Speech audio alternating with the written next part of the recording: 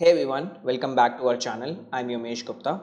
In this video, we are going to speed code two questions, and these questions are good beginner level problem solving questions that a lot of companies use similar questions as a filtering question where they get too many, let's say, applicants, so they give some sort of simple front end specific problem solving questions to filter out candidates. And I've also heard like companies like Facebook use these type of logic building questions, these type of simple coding solutions, coding exercises to check the logic and to check the problem solving skills of the candidate. So without wasting any time, let's get started. So let's see our first question here. It says implement a function that accepts a callback and restricts its invocation to at most once.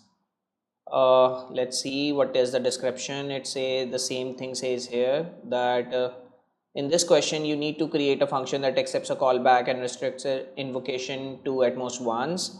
Repeat calls to the function return the value of the first invocation. The callback is invoked with this binding and arguments. Okay, and the syntax is once we pass the callback, that's the same argument callback, and it returns a new function. Okay, so the gist is that let's say I have a function, maybe make API call, and this function is making some call. Okay, now I want that this function should be invoked only once, that and once, and we cache that value, and every time this function is called again and again, then we have to return the value from the first time. So I can do something like wrapped once and make API call. Okay, and when I call wrapped, let's say first time it is invoked and it returns a value of 5. First call, and when if I call it again and again, that wrapped multiple times, then it should always return 5, which was the answer of the first invocation, plus we don't need to call it every time, we just need to return the value directly. So let's see how can we implement this. So we need a variable to track if it's called or not, so let's make it false, and we need a value to store the result. Let's say it's undefined for now. So when we wrap our function, it should return a new function that we are going to call. So our return value should be a function, and inside that function, if we haven't called anything, so called is false, then we say return value is equal to callback, and it says here that the callback is invoked with this binding and arguments of the created function. Okay, so we can use apply here, and we can pass this binding and plus the arguments of this function, and now it's called, so we'll set the value to true and we'll return the value. So let me run this. Okay, let me make it a bit bigger. It's saying that the callback invocation count is 1 and returned cache value. Okay, it is not returning. Oh, my bad, we forgot the return. See, now it's passing, both the cases are passing. So when the first time it happens, so when there is the first wrapped call, then our called is false, will go inside here and invoke the callback and store the value. Then we update the tracking variable,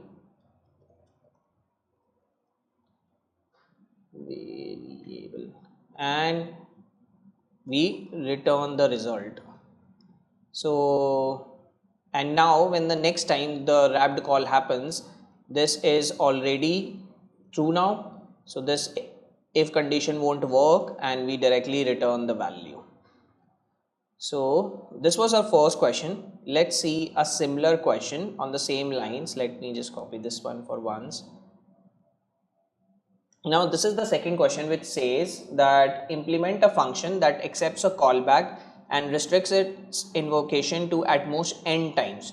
So initially what we saw was that we have to return a function that can only be called once, but in this case we have to restrict the callback to invocation of the callback to n times. So this n times could be anything. So initially our n was 1 in the previous question. In this case it could be 5, or it could be 10, it could be 100 or something like that.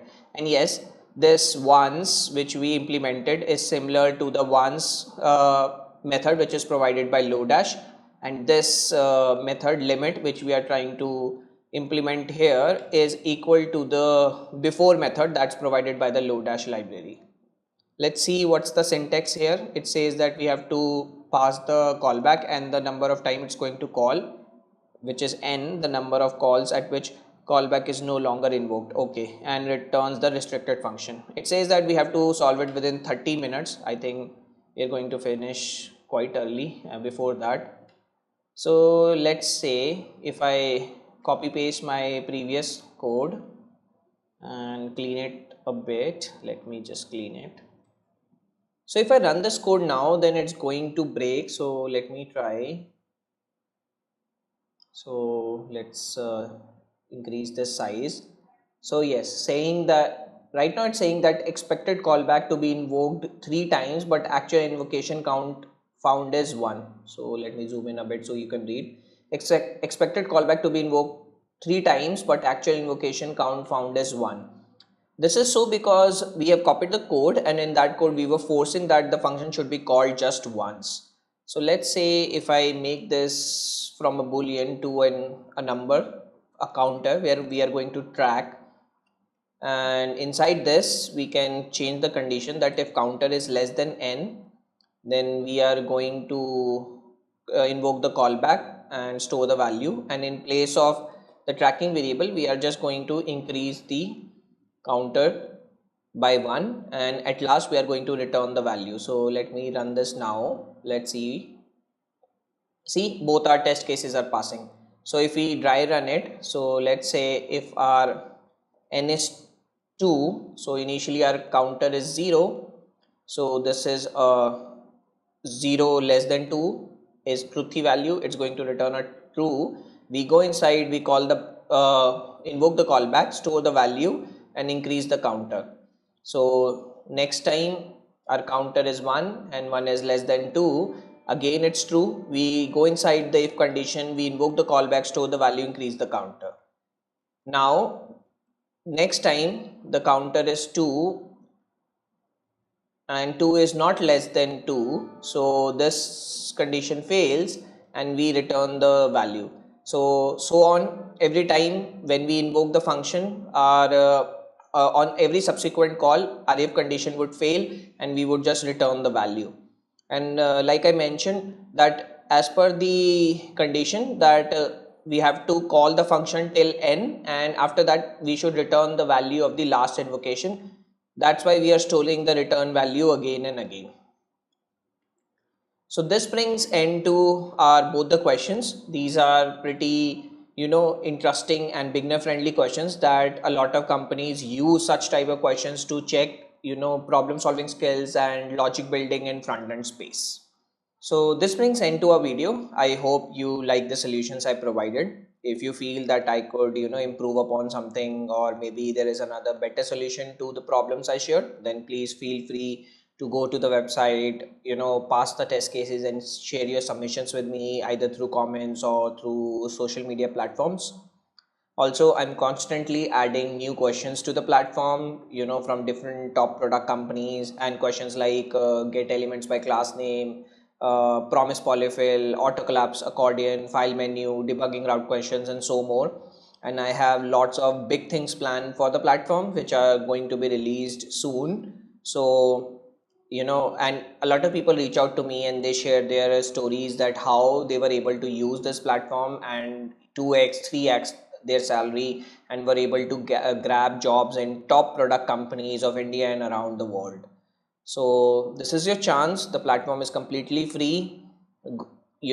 Take advantage of this, use this, solve all the questions, and I guarantee you that if you are able to solve questions on DevTools Tech, then there would be no front-end interview that you won't be able to ace.